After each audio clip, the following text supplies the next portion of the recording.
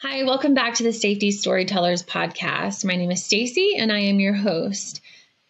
I have an interview here with Justin with Onward Energy, and he's really at the very, very beginning of his safety story. He was a firefighter for a really long time, and he shares that he didn't see being a firefighter as a long-term thing for his life. He was starting a family, and he really wanted to go back to school and find some security and stability in what he was going to do in his future. So he decided that safety was the answer. And it's a really beautiful story of him talking about how hard it was and how scared he was, and just, going back to school at this time of his life. And then what it's like now, kind of embarking on this new safety journey. So you're going to love this story. Welcome back to the Safety Storytellers podcast. I'm here with Justin Maynard from Packville, Kentucky. Packville? Yep. Packville? Yep. That's it. Pretty good. So who are you with? You're with Onward Energy. I am. And I'm looking forward to hearing your safety story. Tell me what you want to talk about. So I started with Onward in June with Michael. We got hired together in June. So we're new to the company. Back at home, I worked for the fire department back home for 13 years. Okay. So full-time fire department or volunteer? Full-time career. All right. So in 2002, I started off as volunteer. And then between 2002 and 2009, I volunteered with a volunteer fire department. Then I went and got my EMT, started working for a private ambulance service to get experience. I did that for 3 years. Then I got hired on with Papa. Okay. Spent the last 13 years of my life working there. Really enjoyed it. It's a small department, small city, so limited growth opportunities moving up. And I have a family, and it seemed like everything was going up except for the paychecks, right? So I decided to, go back to school. I was researching some programs, and the way our schedule works, a traditional classroom, schedule wouldn't have worked because we work 24 on, 48 off on a continuous rotation. So it's every third day. And plus I worked a second job on my days off. So I was researching some online schools, and I found EKU, Eastern Kentucky University. And I was looking at their online programs, and they offered occupational safety. So I was researching that. It's like, well, that seems pretty cool, because I want to see it's kind of different, but along the same line, right? Fire service, occupational safety, But so I requested some information. Got in contact with an academic advisor, started talking. She told me what I needed to do, and I was, so I was 35, 36, planning on going back to school. And I was like, man, I've been out of school for so long.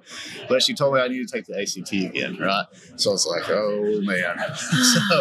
But I did that, and luckily I did well enough to get accepted into EKU. And when I first, my first day, my first semester, was like, what have I got myself into? But That's a lot. That's a lot. Did you have a family at the time? Yeah. I was working full-time, fire department, my part-time job, wife, 2 kids.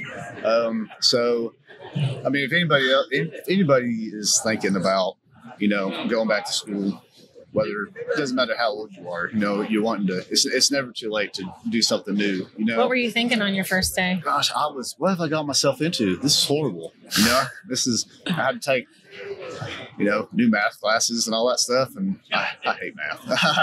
Math was my least favorite subject in school. I did not like it, but there was times where I got frustrated. I was like, is this really worth it? I'm going to quit. But then I remembered why I was doing this for my family. Better support, provide for my family, right? Right. So 3 years later, I walked across the stage at EKU, and the funny thing is, so I graduated December of 2021. Okay. So recently. Yeah. And I had one day I was scrolling through jobs on Indeed, right? And I found the Onward Energy, job posting. I'm going to I'm going to try it, see what happens. And I was not expecting anything, right?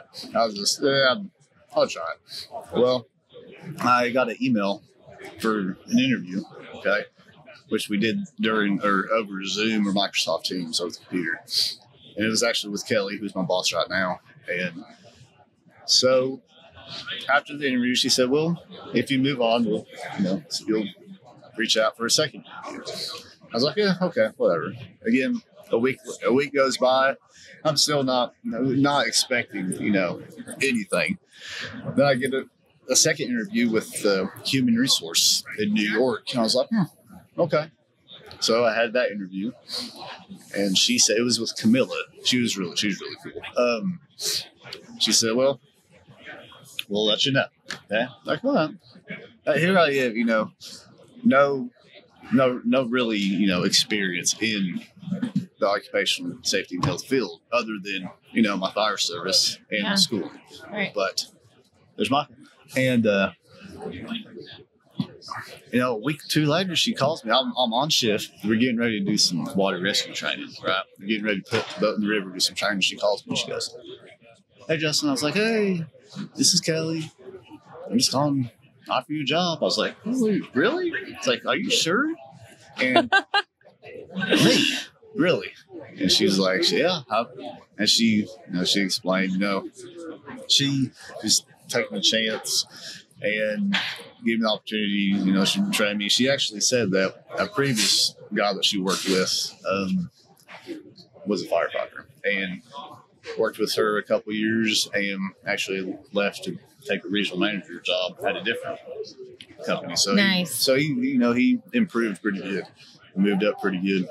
But yeah, that's pretty much my story. And here I am today. So 2 months later, what is your take on this whole thing? Was it worth it? Oh, absolutely. It was absolutely worth it because now, which it was sad leaving after so long. Yeah. It really is brotherhood. It was a part of you. It is. And absolutely. Family and my kids, Lacey and Riley, who likes to be called RJ, they're 12 and 9, so they've been in it their whole life, so they got really close. But we still go by and visit and hang out and all that good stuff.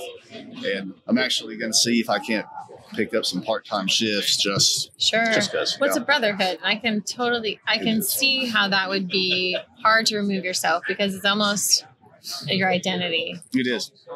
I mean, it's a way of life, really. I mean, it's so once it gets in your blood, it's really hard to get out. And that last shift, man, it was really emotional because they had a big cookout for me, and but we still visit. We saw sure. Well, and it's like, okay, we can celebrate it, but I can't imagine that kind of breaking that and then feeling, okay, I'm going to provide for my family. I did all this work to get here. Yeah. But it is like so bittersweet. It is. It really is. It is.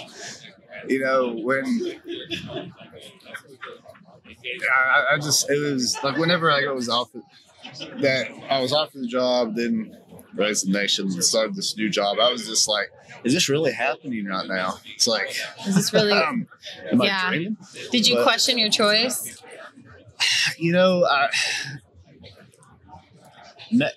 Yeah, because one of the cops asked me, because we have a really good relationship with the cops too. Okay. We're really lucky that we live in the city that we live in. The fire and police have a really good working relationship. Absolutely, guns and hoses. Yep. We actually have a 5K that they just did cuffs and hoses 5K. So all the money goes towards funding the shop, the first responder for Christmas. So I like it that it's cuffs and hoses and not guns and hoses. Yep. Okay, I'm with you now. Okay. But now he asked me, he's like, "Are you safe?" One of the cops came by the station. We were talking, and he said, "Are you second guessing yourself, or any second thoughts?" I was like, it's gonna be a lot different. It's gonna be really weird not coming here every third day, working from so we work remote, working from home, and we travel to different sites. And yeah, it was. I mean, it was sad. It really was. There were some tears, but it's so far it hasn't been bad.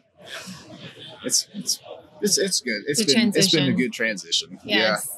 Yeah. And now you're here. Now I'm here in Washington, D.C. In Washington, D.C. First time. Yes. In D.C. and this place meeting is awesome. So many new people and learning so much, and it's like this new chapter, that's taking you, and being curious about like what you're going to learn and what's the next step, and knowing that's always a part of you. I think is really special because it's still you. Mm-hmm. And you can do all kinds of things, to connect yourself back. So I'm proud of you. That's a special deal. Going back to school and doing that. I mean, that is something that people think about, dream about, and it stops there. But you did it. You did it. And that's incredible. Thank you. I appreciate it. And it wasn't easy. There's times where I got frustrated, wanted to quit, but just remember why I was doing it, what my why was, and that was for my family. So I kept on going, and totally worth it. Totally worth it. I mean, nice job. I was, and it's another thing I tell my kids: listen, if your old dad can go to college and pass and graduate, then you guys too, because they're a million times smarter than I.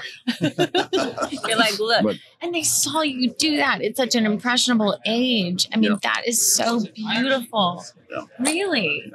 I mean, they'll never forget that. I mean, you showed them. You didn't just tell them. You showed them. Right. That's powerful. Well done. Never thought of it like that, but that's a good point. Thank you. Appreciate that. Well done. Dude, thank you. Thank you for joining us on the Safety Pro Roundtable. This podcast is brought to you by Sospes, bringing you the best EH software in the industry. If you're ready to learn more about how an EHS software can transform your safety program, your profits, and your entire company, head to www.sospes.com/podcast. That is www.sospes.com/podcast. We'll see you next time on the Safety Pro Roundtable.